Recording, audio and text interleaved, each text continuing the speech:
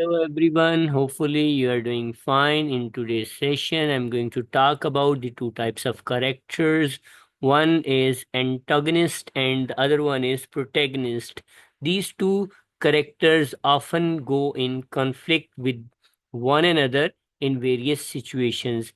A character is a person or an animal that takes part in the action of a literary work. So let's see what first protagonist is or an antagonist is. The antagonist is a character or force in conflict with the main character और protagonist. तो ये वो character होता है जो main character के साथ protagonist के साथ जो मरकजी किरदार होता है उसकी कॉन्फ्लिक्ट में जाता है, उसकी अपोजिशन में जाता है। इसको आप विलेनस करेक्टर भी कह सकते हैं।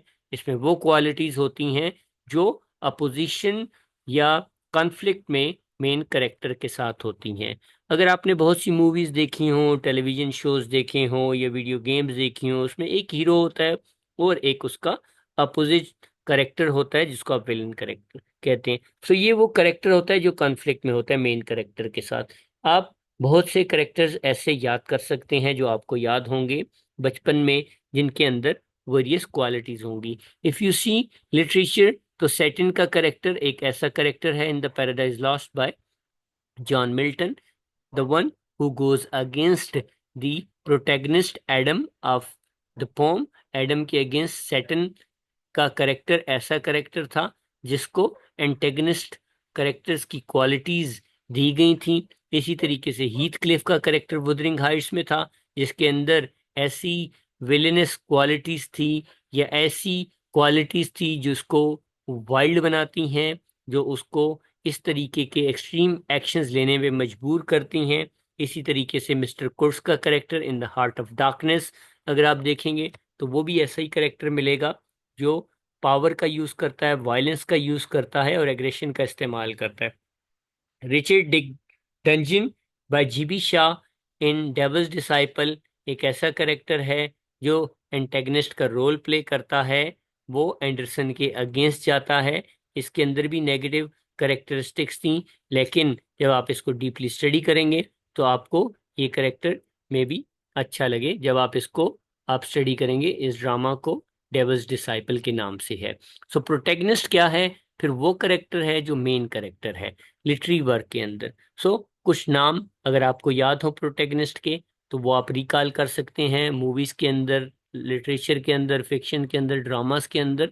सो डॉक्टर अजीज का एक ऐसा करेक्टर है जिसको हम प्रोटैगनिस्ट के तौर पे ले सकते हैं पैसेज टू इंडिया के अंदर, जो ई एम फॉस्टर ने लिखा था। ये वो करेक्टर था जिसके इर्द गिर्द सारी की सारी स्टोरी रिवॉल्व करती है। इसी तरीके से क्रिस्टोफर मार्लो का करेक्टर जो था वो हार्ट ऑफ डार्कनेस के अंदर था, जो मिस्टर कर्स के अगेंस्ट चलता है और मिस्टर कर्स उसमें एंटेगनिस्ट का रोल प्ले करता है और ये एक पॉजिटिव रोल प्ले करता है जो उस कांगो के अंदर जाता है और वहां पर बहुत सी एक्सप्लोरेशन करता है। एंथनी एंडरसन का करेक्टर, जैसे मैंने कहा, जीबी शाह के जो वर्क है, जो ड्रामा है, प्ले राइट है डेविल्स डिसाइपल के अंदर, ये ऐसा करेक्टर था जिसने अपना रोल प्ले किया था। इसी तरीके से हैमलेट का करेक्टर ऐसा करेक्टर है शेक्सपियर के ड्रामा हैमलेट के अंदर जो अपना रोल प्ले करते हुए अपने आप को प्रोमिनेंट बनाता है और स्टोरी सारी की सारी उसके इर्द गिर्द रिवॉल्व करती है। और वो जो है मर्डर जो उसके फादर का हुआ था, where where his uncle as an antagonist plays the role of an antagonist, और उसकी मदर का रोल भी नेगेटिव था, अंकल का रोल भी नेगेटिव था। तो हैमलेट का रोल जो उस पूरे के पूरे प्ले के अंदर हमें मिलता है वो एज अ प्रोटैगनिस्ट का रोल मिलता है। तो हमने आज के इस सेशन में एंटेगनिस्ट और प्रोटैगनिस्ट की वेरियस क्वालिटीज देखी जो उनको हीरोज भी बनाती हैं और जो उनको विलन भी बनाती हैं।